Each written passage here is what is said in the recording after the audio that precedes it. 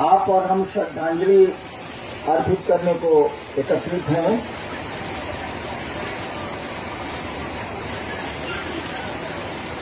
अभी मेरे पहले लवली बोल रही थी। एक बार उसकी कहानी है कि वो सलीम चिश्ती के दरबार में गई। तो मेरा भी कुछ ऐसा ही स्वभाव है, मैं मंदिरों और ऐसी जगहों के भीतर नहीं जाता। जो सभी लोगों का है, खुदा तो मेहरबान है। ये नहीं जा रही थी, लोगों ने बहुत जिद किया अंदर चलने को, बोले कि मरे हुए आदमी के यहाँ हम जाके क्या करेंगे। लवली ने कहा, ठीक मेरे पहले जो बोल रही थी अनुनीता, कहा कि मरे हुए आदमी के पास हम जाके क्या करेंगे, हम नहीं जाए। ये बॉडीगार्ड भी था इनके साथ, दो वर्दी में था, कहा कि दीदी चलिए ना, दीदी चलिए ना। इनके डॉक्टर साहब भी थे, उन्होंने भी रिक्वेस्ट किया, नहीं तैयार हुई कि ना हम नहीं जाए। अंत में किसी तरह मानी और गई, लेकिन सिजदा नहीं किया। लौटने लगी, एक आवाज कान में आई, आदमी वो बोलती है तो उसके रोए खड़े हो जाते हैं। एक आवाज आई, साधु मरते नहीं हैं।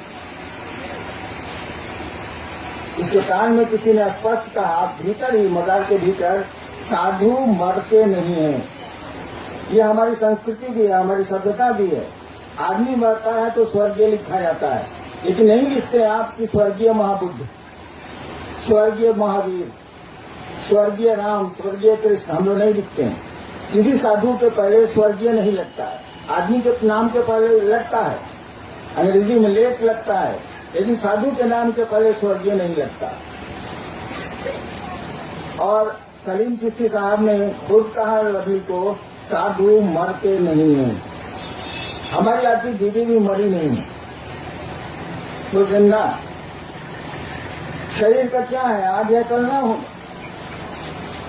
तो जिंदा है।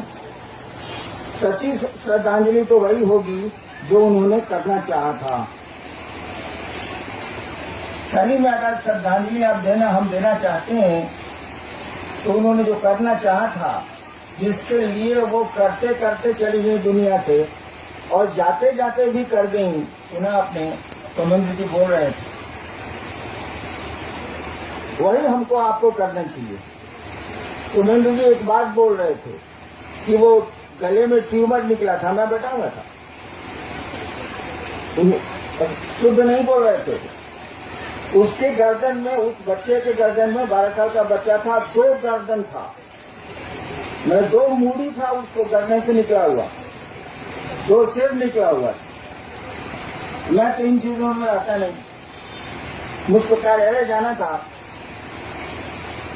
मैंने कहा चलिए बांधिए। मुझको देख के उस बच्चे को डर लग गया, ये तो मर जाएगा। 2 सिर है इसके पास, एकदम इस सिर के बराबर इतना बड़ा सिर था, तो मर जाएगा।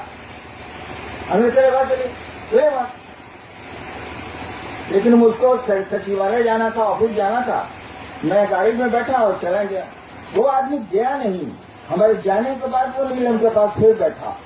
तो उनकी आदत थी कि सुनती थी, मेरी ऐसी क्यों आदत है वो भी मैं बता दे रहा हूं। उन्होंने कुछ कहा और 6 महीने के बाद वो आदमी फिर आया। मैं भी बता उस समय सचिवालय से लौट गया। तो नीलम ने पूछा कि आपका बच्चा कैसा है, क्योंकि बॉम्बे और कलकत्ता और दिल्ली से लौट चुका।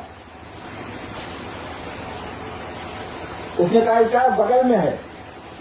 हमने देखा उस बच्चे को तो मैं आश्चर्यचकित रह गया।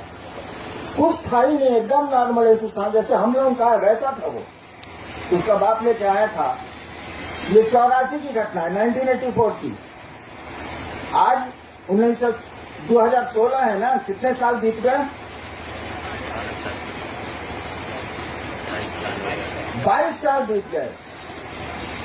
उस बच्चे को देख के मैं डर गया था, मुझको डर लग गया था। जबकि मैं लाशों से खेलता रहा हूँ, नौकरी में भी मैं खेल रहा हूँ, लाशों से पाला पड़ा है। मैं डर गया था कि तो मर जाना जब।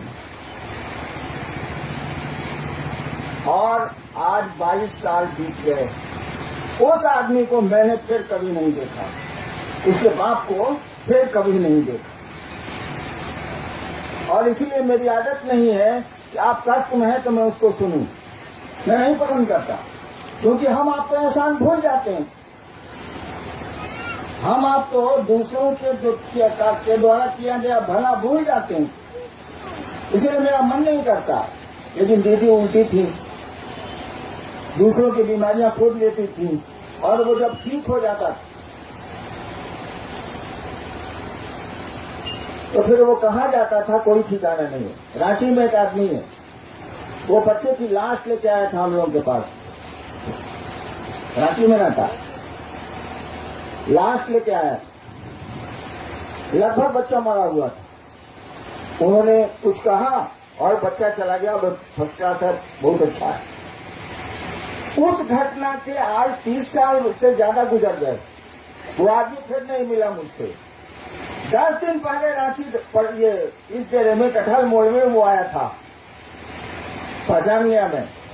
हमने कहा कि भाई साहब आ गए आप? जी हम तो 17 के महोत्सव में भी गए। आदमी ऐसा होता है, आप ऐसा मत बनिएगा। जो एहसान फरामोश होता है वो महादेव का चेहरा नहीं हो सकता है, आध्यात्मिक ही नहीं हो सकता। हमको आपको चाहिए कि कोई एक गिलास पानी पिलाए तो इसको याद रखें हम आप। हमको आपको ऐसा नहीं बनना है, दूसरे का एहसान भूलना नहीं है।